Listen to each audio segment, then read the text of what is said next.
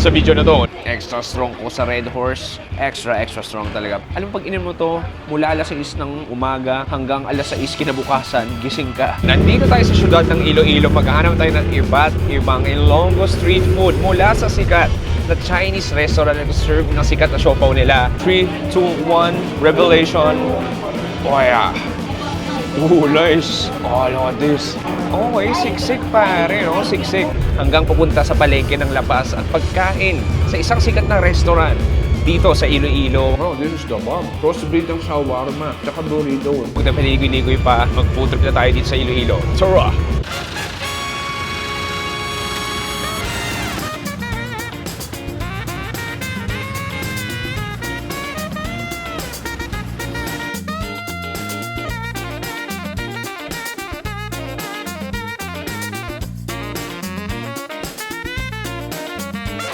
Okay, pare, isang magandang araw. Welcome sa another Chewy Show. Nandito tayo sa syudad ng Iloilo. For this episode, gagawin natin isang Ilonggo street food tour at sisimulan natin ang food trip na to sa legendary Chinese restaurant. Ang pangalan sa Roberto Siopaw. At speaking of siopaw, obviously, ang bestseller nila is yung kanilang siopaw. So, ang Roberto's ay nagsimula noong 1978 at one of the strongest culinary forerunners in the metro of Iloilo. So, dito, bukod sa siopaw, bestsellers din nila yung lumpiang Shanghai, yung meatballs, at marami pang iba. At ngayon, Paps, lunchtime, it's 1:30 p.m. at haba ng pila, jam-pack, may mga turista, may mga lokal, at tingnan natin naman pwede natin orderin. Ito, katulad nito, nandito yung menu nila. So, makikita mo yung mga rice meals sila, meatballs with plain rice, made Shanghai, fried chicken. Masarap din daw fried chicken nila.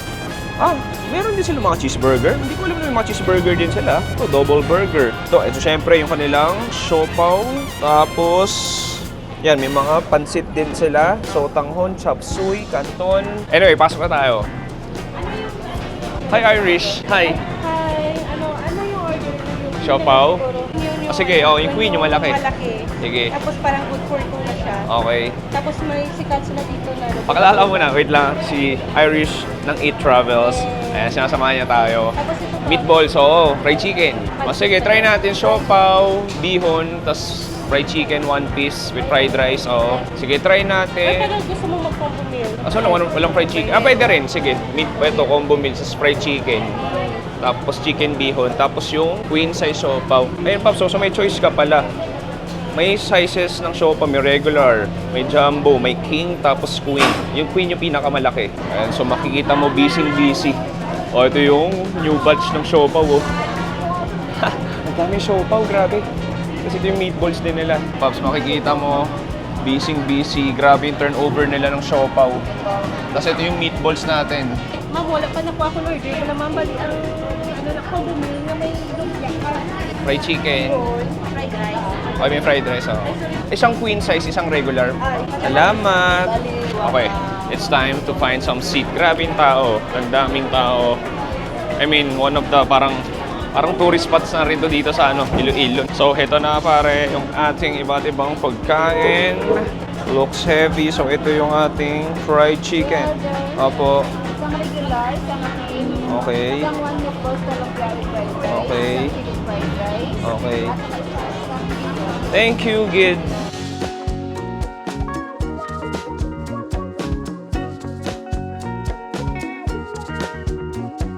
Okay, pare, dumating natin yung ibang pagkain dito sa Roberto's. Hindi lang siopaw in order natin, more din tayo ng iba't ibang sikat na pagkain nila. Huwag tayo paligoy-ligoy pa dahil mas dumadami yung tao. Simulan natin agad sa siopaw nila. So, dalawa in order ko.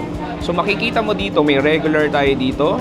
Meron din tayong queen size siopaw. I believe, parehas lang sila ng laman. Sige, biyakin natin yung queen size. So, makikita mo very moist at medyo madikit ang balat. Yan. Hindi ko maaalis lahat, so for sure makakain ko siya. Okay, so biyakin natin. 3, 2, 1, Revelation. Oh yeah. Ooh, nice. Oh, look at this. Okay, siksik pare, no? Siksik. Siksik siya. So may nakikita akong bacon. May nakita akong hard-boiled egg. And then that pork asado. On the other side naman dito, parang may Chinese sausage or chorizo. Tapos, Pap, sabi nila, ito yung siopaw na hindi mo na kailangan ng sauce Hindi mo na kailangan ng asado sauce dahil malasa na siya. Sige, tikman natin tong side na to na may bacon tsaka itlog. Cheers!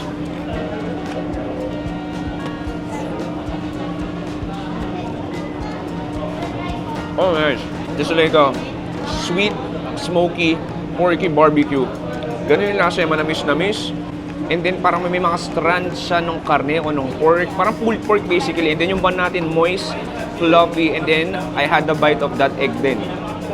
Alam mo, gusto kong tikman yung other side. Kasi dito, meron siyang parang chorizo. Ayun, para sa may chorizo. Tikman natin to. Cheers!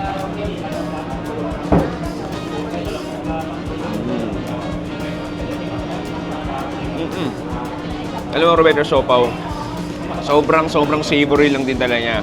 Sarap. Alam mo, di ko alam kung may pagkakaiba dito sa maliit nila. Tikman na rin natin. Grabe. Good luck. Feel ko, makakain ko na rin yung papel nito. Ito. Parehas lang din naman pero more on yung pork lang to. Wala yung ibang mga special ingredients. Walang chorizo, walang bacon. Tikman na rin natin. Cheers.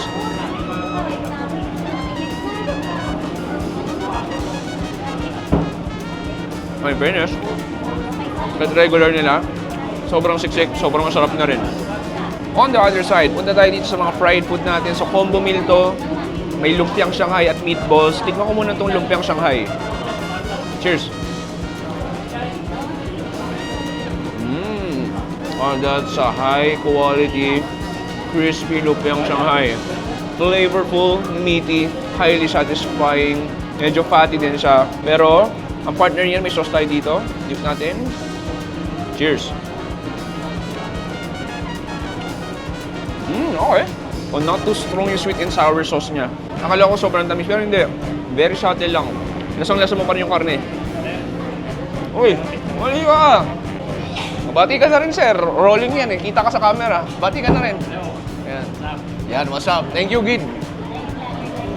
Back to the food. Masarap yung lumpiang Shanghai nila. Next natin, fried meatballs. Hindi ko nun tikman last time. Masarap din daw to. Tikman ko muna walang sauce.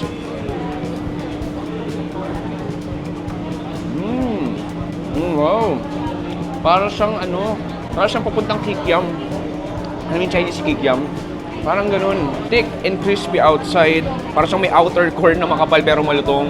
And then sweet kikiam-esque flavor. Tapos malambot at fatty din yung karne. This time, i-dip ko sa sauce. Cheers. Top. Oh, nag-gets sila. Masarap meatballs nila. Next, let's eat some carbs. Meron tayong pancit bihon dito. Ito laki-laki, madikit-dikit. So may nakitang karne ng manok, may repolyo. I mean, typical Chinese style bihon. Cheers. Okay. Parang pancit bihon sa birthday party. Madulas-dulas, medyo oily yung pinaka-bihon natin. Gisado flavor nandun. Manok meron, repolyo meron. I mean, kung nila siya ng masarap na pancit bihon sa isang Chinese restaurant, ganun lang din naman. Pero masarap dito. Parang masarap i-partner yung bihon nila kasama yung meatballs. Cheers!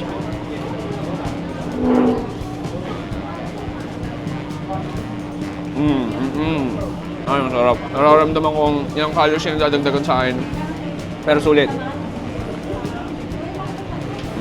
Okay, last food trip natin.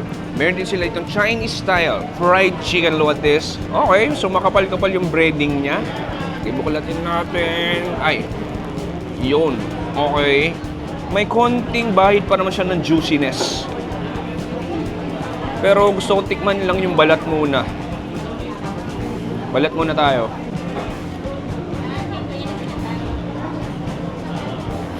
Tumatagaktak ang pawis ko. Okay. Teka, hindi ko magets yung lasa. Oh, somehow it's flavorful. I mean, sa lahat, malutong. Manipis lang siya pero malutong. Chinese spice meron for sure. Kasi feel ko may konting chili flakes din yun eh. But I mean, to be honest, it's not the most flavorful balat ng fried chicken. Pero pwede na. Importante dyan yung karne kung masarap. Importante dyan, if yung karne masarap, kuha tayo. Cheers.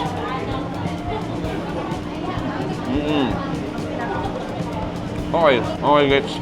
Yung karne nila malambot. Yung karne nila malasa. Oo, malasa. Para siyang somehow reminds me of old school Chinese fried chicken. Yung parang di ko alam kung may star anise ba yun. Pero masarap.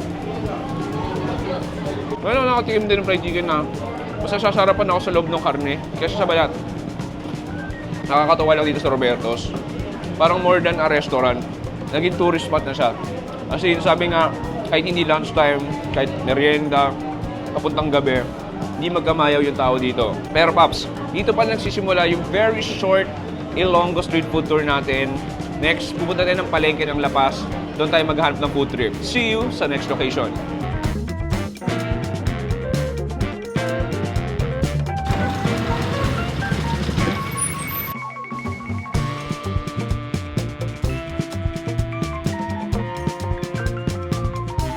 Boom pare, nandito tayo sa next food trip natin. Nandito tayo sa sikat at alamat na La Paz Market. At pupunta ng La Paz Market, hindi lang La Paz Batchoy kailangan puntahan dito. Meron isang paborito coffee shop dito. Way back to 2022 pa yung tikim ko nito. Nandito tayo sa sikat na Madge Cafe since 1940s pa. So makikita mo, heto na yon. Boom! So makikita mo dito yung coffee making area natin. So ang daming mugs. I believe, as far as I remember, etong mga to merong may-ari niyan. So pag pupunta sila dito, kukunin lang nila yung mug nila and then yun yung gagamitin para sa kape nila. Tapos dito may mga tinapay din tayo dito. Ano ko ito kaya? Pandesyosa. Pandesyosa. Tsaka betcho. Betcho ko eh. Yan talaga dapat tikman. Sige, kuya order ako, duwa. Dalawa pala, Bisaya yun, no? Dalawa. Duwa rin ba sa Ilonggo? Duwa din. Sige, so dito si kuya gagawa ng ating, ito rin sinasabi ko, old school medyas way of tea bagging some coffee. Parang pangit yung tea bagging. So ayan, makikita mo. Galing no? Parang medyas lang din talaga, old school. Ayan. Okay, babalik isa pa. So fini-filter niya yung coffee beans. Ito native coffee, I believe. Ayun, look at that. Ang galing lang din talaga. I just love the action. Okay. Kala mo gumagawa ng Tetrarik. So nakakailang filter siya. Para manuot talaga yung kape.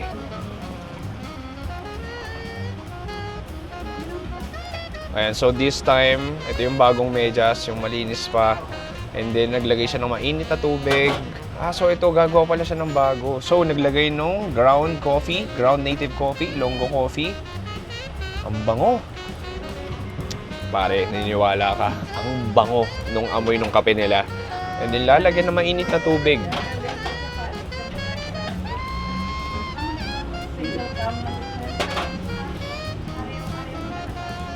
And then, boom, nilagay yung kanina pang nagawa. Grabe, akala mo Tetrarik. Ayan, so, nalalagay na sa baso. Isang hot, isang cold, kuya. Yung isa ice. Ice coffee. Oo. Yung hot, black. Yung isa kasi may gatas. Ayan, so si kuya gumagawa na nung milk coffee, ice latte basically. Ito sa akin, yun, simple lang. Hot brew. Walang gatas, walang asukal. Okay, ito na natin iba't ibang pagkain dito sa Madge Cafe. Mag-cheers muna tayo ng mainit na native coffee kahit tanghaling tapat ngayon. Cheers, pare.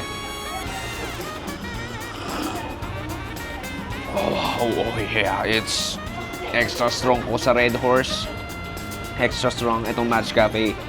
Extra strong talaga. Pero nandun yung parang chocolatey aroma niya. Very robust.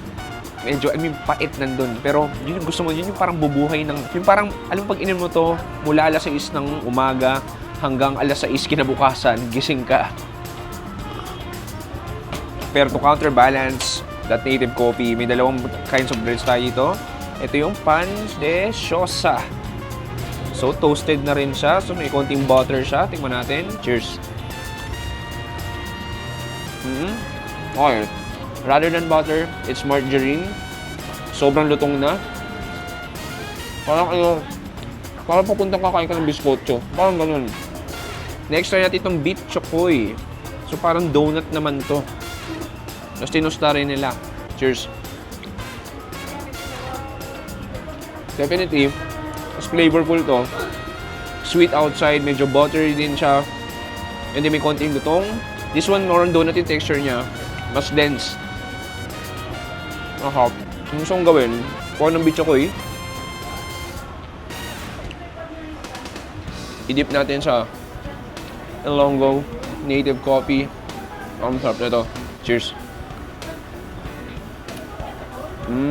Uy. Sarap. That's a heavenly bite. Yung pait ng kape.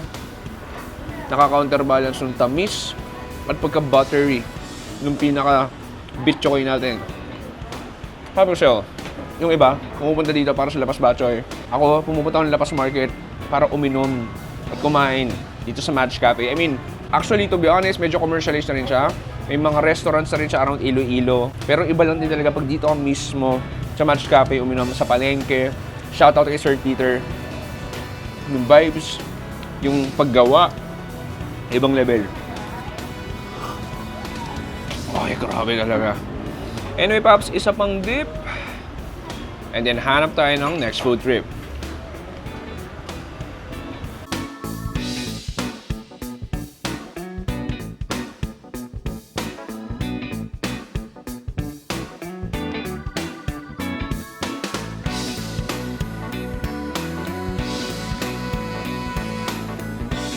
Boom pare, ito na yung ating Ted's Lapas Batchoy. Dito sa Lapas Market, sarit-saring iba-ibang brands ng Lapas Batchoy ikaw makikita.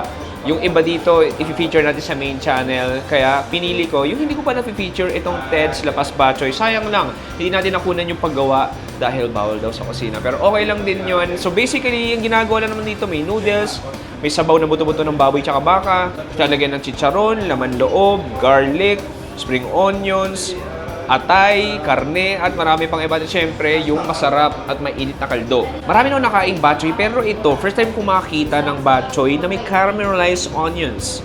Ayan o. Kakaiba, no? Caramelized onions. Tapos ito, may dugo ako nakikita, chicharon, karne, laman loob. Sabaw muna tayo.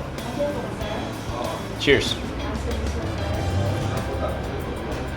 Ooh. Oh, this it's different. Medyo iba siya.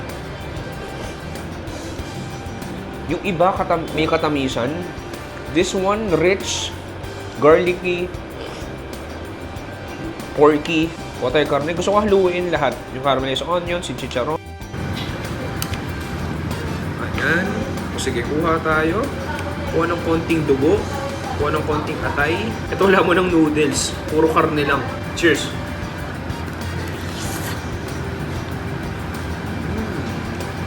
So tasty. Wow. Alam mo yung dugo niya, very solidified na rin. Tapos yung caramelized onions, iba yung nabibigay yung aroma. Iba yung nabibigay yung flavor. There's like an extra burnt o toasted na lasa. Tapos yung karne natin malambot. This time, try natin with noodles. Oh, look at that. Cheers.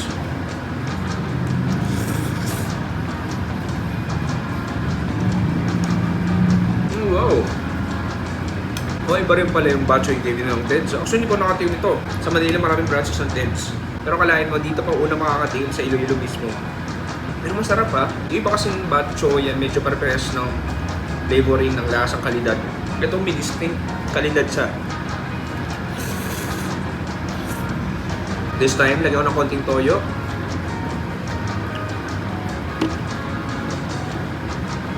Luyin natin. Kuha tayo ng karne. Okay pare, huling kagat to dito sa Lapas Market. And next time pupuntahan na sikat na restaurant dito. Cheers!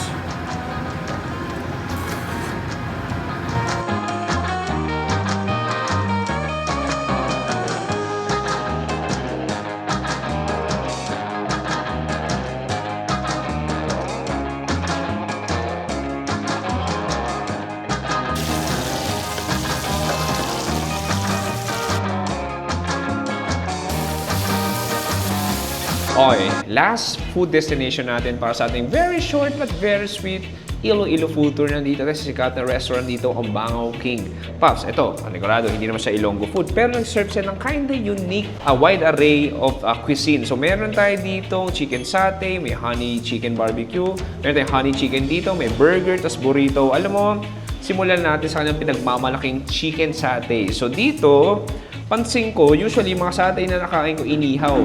Ito parang frenay siya. Sige, alam mo, tikman ko muna walang sauce, yung karne mo mismo muna. Cheers! Okay, nice. A little bit of turmeric. May konting aroma ng peanut. Juicy, malambot. Pero syempre, obviously, hindi siya grilled kaya hindi siya smoky. Pero I mean, pritong satay. Wala nakakain. Bagay din pala iprito yung satay. This time, gawin natin, i-dip natin sa peanut sauce. Sige, so lalagyan ko ng peanut sauce ang satay natin. Ayan. Cheers. Oh, nice. Okay. Yung peanut sauce nila more on the sweeter side. Medyo creamy din siya. Pero masarap dyan, sabayan mo ng Java rice. Okay. Kahit yung pinaka-Java rice nila, medyo may lasa ng cumin. Try natin sabay. So, dip natin sa peanut sauce. Kuha tayo ng Java rice. Cheers.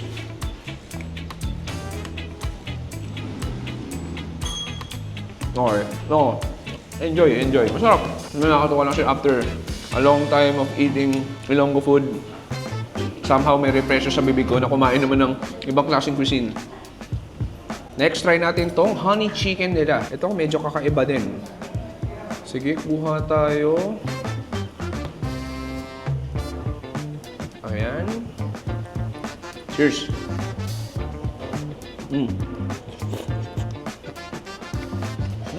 No, nice.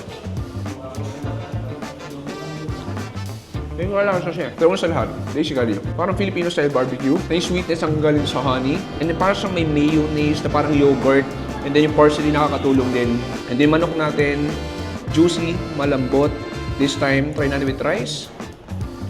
Cheers.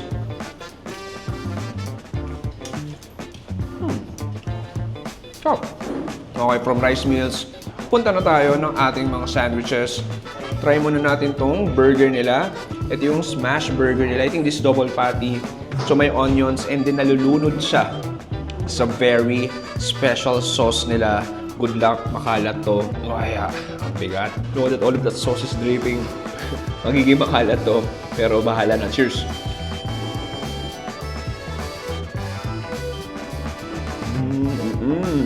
Okay.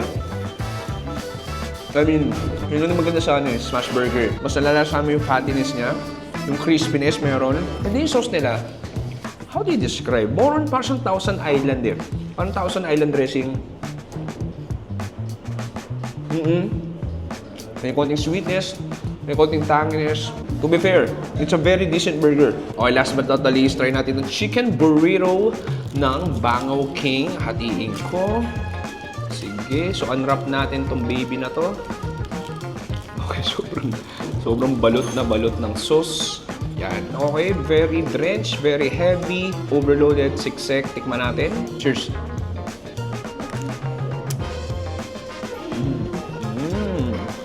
Oh, this is the bomb. Parang siyang crossbreed ng shawarma. Tsaka burrito.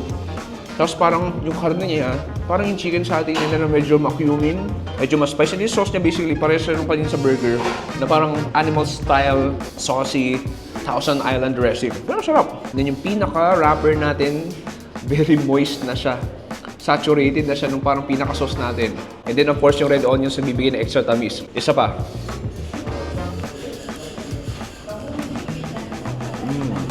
Ano nakakatuwa? I mean, maganda din sa second channel natin eh. Hindi naman kailangan lahat authentic cuisine mula sa lugar na yun. Ito katulad nito, bago pa lang sila, pero kahit pa paano, marami na rin mga Ilonggo kumakain dito. And I must say, it's a nice job. Huling kagat tayo sa Bangaw King. Cheers!